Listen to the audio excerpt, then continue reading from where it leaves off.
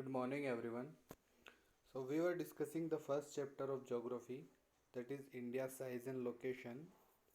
We have completed latitude, longitudes, then size of India, then we have completed time zone also. Okay, so these topics are completed.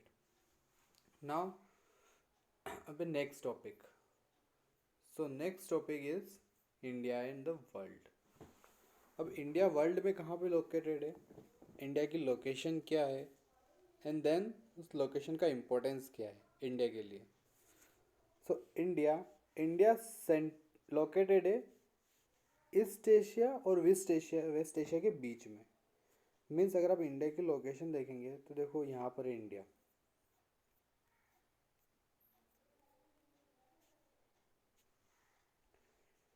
ये रहा India. So India बिल्कुल centrally located है east Asia और waste Asia के बीच में.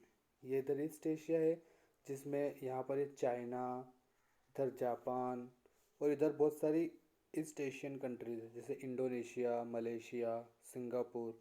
वो सब India के ईस्ट में है. देन इंडिया के वेस्ट में कौन कौन सी कंट्रीज है, तो यहाँ पर है जैसे सऊदी अरेबिया, ईरान. ये सारी कंट्रीज इंडिया के वेस्ट में है. तो इंडिया जो है वो ईस्ट एशिया और वेस्ट एशिया दोनों के बिल्कुल सेंट्रली लोकेटेड है. मीन्स अब इसका इम्पोर्टेंस ये है कि इंडिया जो है वो इजीली कहाँ से ट्रेड कर सकता है. इंडिया इजीली चाइना के साथ ट्रेड कर सकता है. इंडिया इजीली जापान के साथ ट्रेड कर सकता है शिप के थ्रू. इंडिया इजीली इधर ईस्ट एशिया में जा सकता है शिप के थ्रू. वेस्ट साइड से हम इजीली इंडिया से अफ्रीका जा सकते हैं. देन वेस्ट एशियन कंट्रीज में सऊदी अरेबिया उधर जा सकते हैं. देन इधर ये स्वेज केनाल है, यहाँ पर है स्वेज केनाल. स्वेज केनाल से होते हुए यूरोप में भी जा सकते हैं. तो मीन्स इंडिया की लोकेशन इस टाइप से है कि इंडिया जो है वो इजीली ईस्टर्न साइड और वेस्टर्न साइड, इधर ईस्टर्न साइड और वेस्टर्न साइड दोनों साइड इंडिया इजीली ट्रेड कर सकता है. और स्वेज केनाल से होते हुए इंडिया इजीली यूरोप के साथ भी ट्रेड कर सकता है. तो ये इंडिया की सेंट्रल लोकेशन है. और सेंट्रल लोकेशन इंडिया के लिए बहुत इंपॉर्टेंट है क्योंकि इससे इंडिया इजीली दोनों साइड से कनेक्टेड है. नाउ इंडिया जो है वो ओनली ऐसी कंट्री है वर्ल्ड में जिसके नाम पे कोई ओशन है. फॉर एग्जांपल इंडियन ओशन जो है वो एक कंट्री के नाम पे है इंडिया. तो इंडियन ओशन जो है वो इंडिया के नाम पर क्यों है, बिकॉज ये बताता है इंडिया की इम्पोर्टेंस कि इंडिया कितना ज़्यादा इम्पोर्टेंट है इस एरिया में. फॉर एग्जांपल जैसे इंडिया जो है वो इजीली इंडियन ओशन से होता हुआ इंडिया कहीं पे भी ट्रेड कर सकता है. देन इंडिया यहाँ पे बहुत एक लार्ज इकोनॉमिक पावर है, इंडिया की मिलिट्री पावर है. तो इन सारे रीज़न से इंडिया एक इम्पोर्टेंट कंट्री है इस पूरे एरिया में. तो डेट्स वाई इंडियन ओशन का नाम भी इंडिया के ऊपर ही है. सो ये India and the world India की लोकेशन है. इंडिया जो है वो इजीली ईस्ट एशिया और वेस्ट एशिया से कनेक्ट कर सकता है. इंडिया जो है वो साउथवर्ड साइड है, एशियन के साउथ साइड में इंडिया है. और इंडिया के नीचे जो इंडियन ओशन है, तो इंडियन ओशन रूट से इंडिया इजीली वेस्ट और ईस्ट दोनों साइड से इंडिया इजीली कनेक्टेड है. तो ये इंडिया की इम्पोर्टेंस है लोकेशन की. तो इजीली हम वेस्ट एशिया, अफ्रीका, यूरोप ये जा सकते हैं कहाँ, वेस्टर्न कोस्ट से. और उसके अलावा साउथ ईस्ट एशिया कहाँ जा सकते हैं हम, ईस्टर्न कोस्ट से. तो ये इंडिया की इम्पोर्टेंस. और इंडिया की जो कोस्ट लाइन है, कितनी है कोस्ट लाइन इंडिया की, ये हम डिस्कस कर चुके हैं. इंडिया की जो टोटल कोस्ट लाइन है उसकी लेंथ है 7,516 किलोमीटर. तो ये इंडिया की कोस्ट लाइन है. और ये जो कोस्ट लाइन है ये सबसे लार्जेस्ट है इंडियन ओशन में. मीन्स इंडियन ओशन में इंडिया के अलावा कोई और कंट्री नहीं है जिसकी इतनी ज़्यादा कोस्ट लाइन है. तो इन्हीं सब रीज़न से इंडियन ओशन है उसका नाम भी इंडिया के ऊपर ही रखा है. देन स्वेज कैनाल के बारे में भी डिस्कस कर लिया हमने. स्वेज कैनाल क्या है, एक्चुअली ये कैनाल है. यहाँ पर ये जो पार्ट है वर्ल्ड का, यहाँ पर ये है स्वेज कैनाल.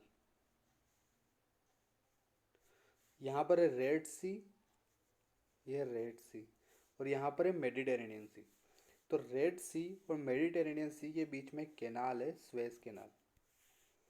और ये स्वेज कैनाल बहुत इंपॉर्टेंट है। 1869 में इस कैनाल को कंस्ट्रक्ट किया था, और इस कैनाल से होते हुए इंडिया से आप इजीली ट्रेड कर सकते हैं यूरोप में। मीन्स पहले क्या होता था, अगर स्वेज कैनाल नहीं थी तो पूरा इंडिया से अगर यूरोप जाना है तो पूरा अफ्रीका मूव करते हुए, अफ्रीका से घूमते हुए जाना पड़ता था। बट स्वेज कैनाल के बाद इजीली आप यहाँ से स्वेज कैनाल होते हुए यूरोप जा सकते हैं। तो इसका भी इम्पोर्टेंस है। स्वेज कैनाल बनने के बाद इंडिया और यूरोप के बीच की डिस्टेंस भी कम हो गई है। अराउंड 7000 किलोमीटर कम डिस्टेंस हो गई है यूरोप और इंडिया के बीच में। तो ये इंडिया की इम्पोर्टेंस है लोकेशन की।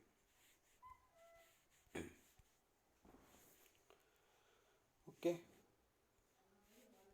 Next topic India's neighbours.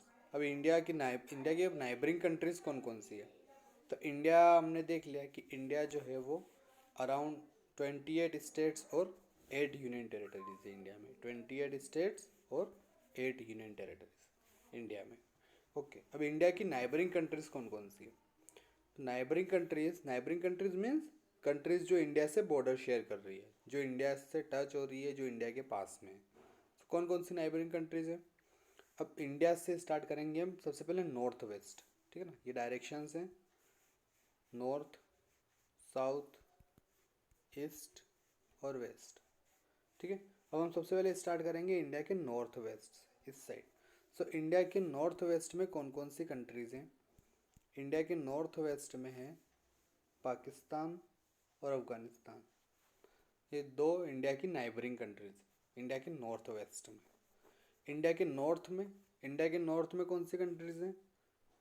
Nepal, China और भूटान।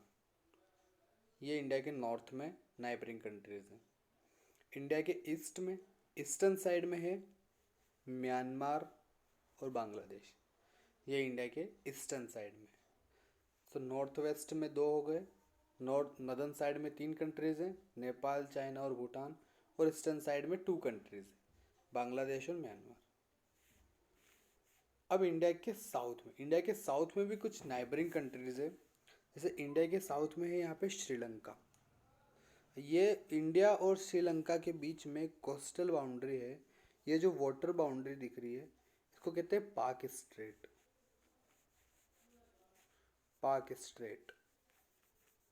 तो पाक स्ट्रेट इंडिया और श्रीलंका के बीच की वाटर बाउंड्री है यहाँ पर। देन इंडिया की एक और नाइबरिंग कंट्री है मालदीव। ये भी इंडिया के पास में ही है, लक्षद्वीप आइलैंड के पास में है ये, और ये भी इंडिया की नाइबरिंग कंट्री है।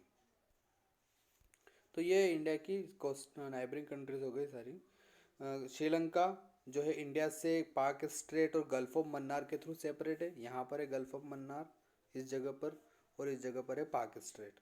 तो यहाँ इंडिया और श्रीलंका के बीच में गल्फ ऑफ मन्नार और पाक स्ट्रेट, ये दोनों थिंग है। देन लक्षद्वीप आइलैंड के साउथ में है मालदीव यहाँ पर है लक्षद्वीप के साउथ। सो ये इंडिया की टोटल डिफरेंट नाइबरिंग कंट्रीज हैं। इंडिया 1947 में जब इंडिया इंडिपेंडेंट हुआ था तो उस टाइम पे इंडिया में ओनली 2 टाइप के स्टेट्स थे इंडिया में। ये क्लास 8th में पढ़ चुके हो आप। एक तो प्रोविंस मीन्स जहाँ पे डायरेक्टली ब्रिटिशर्स का रूल था, और एक थे प्रिंसली स्टेट्स मीन्स जहाँ पर डिफरेंट किंग और प्रिंसेस का रूल था। तो टोटल 552 प्रिंसली स्टेट्स थे इंडिया में, अलग अलग, जहाँ पर अलग अलग किंग्स का रूल था। और प्रोविंस तो जहाँ पे डायरेक्ट ब्रिटिश गवर्नमेंट का रूल था। ओके, सो ये first chapter India size and location ये हमारा फिनिश हो गया है। India size and location finish. क्या क्या पढ़ा हमने चैप्टर में। First we have learn about latitude, then longitude, then we learn about then we have then we have learn about size of India, area of India, then time zone, India में time कौन सा, किस तरीके से time calculate करते हैं। Then we have learn about India and world, central location of India. Then we have learned about also neighboring countries of India. Neighboring countries of India. So the first chapter, India size and location, it is finished. Thank you.